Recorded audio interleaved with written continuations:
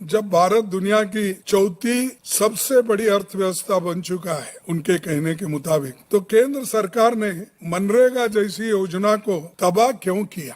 आपके पास इतने पैसे हैं, अरे बैंक से उठा उठा के अमीर लोग लूट रहे हैं। और जैसा कि अदानी, अंबानी, बहुत से लोग, इतने लोग हैं, जितना चाहे वो उतना बैंक से लोन लेते हैं, डुबाते हैं, फिर दूसरे का जाते हैं। तो इतने पैसे बैंक से वो निकाल के उनको दे रहे हैं। क्या मजदूरों के लिए आपके पास 30% और उनको देने का आपके पास पैसे नहीं थे, हिम्मत नहीं है आपकी? तो इसका मतलब ये है कि वो गरीबों के तरफदारी नहीं करते, वो सिर्फ अमीर लोगों के साथ है। और अमीर लोगों के साथ रहने वाला वो कभी गरीब का साथ नहीं देगा। इसीलिए गरीबों की बाजू हम लेकर लड़ रहे हैं और लड़ते रहेंगे। मैं जिस जंगल बुक की बात कर रहा हूँ वो वाली जंगल बुक नहीं है जो बचपन में हमने पढ़ी। इसके पात्र हैं। जंगल का राजा वैसे शेर होता है, इस जंगल का राजा हिरन है। आप लोग बहुत उत्सुक हैं हिरेन जोशी के बारे में मैं कुछ बोलूंगा, वक्त आने दीजिए,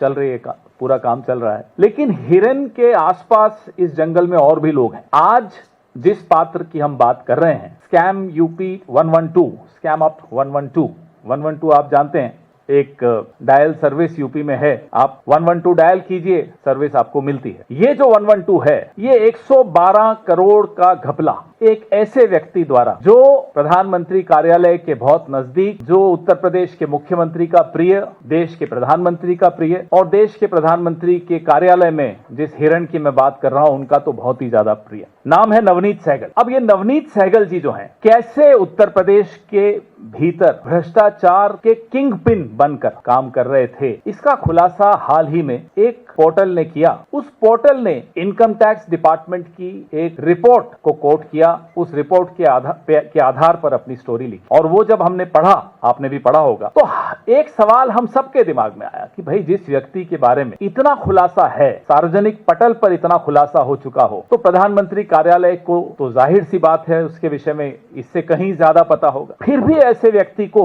उत्तर प्रदेश से यहाँ ले आए दिल्ली और प्रसार भारती का चेयरमैन बनाया। फिर जब हमारा आपका कुछ संवाद हुआ हिरेन जोशी के संबंध में, तो आनंद फानंद में इनका इस्तीफा ले लिया गया। भाई इतने इस सार्वजनिक पद पर आप किसी को बैठाते हो तो जनता को जवाब तो दीजिए कि क्यों बैठाया और फिर क्यों हटाया। और अब चर्चा है कि ये साहब जो हैं अब प्रधानमंत्री कार्यालय की तरफ बढ़ रहे हैं। अब हमें नहीं मालूम सच क्या है, क्योंकि पारदर्शिता इस कार्यालय में नहीं है और इस कार्यालय के विषय में अभी बहुत कुछ आना बाकी है।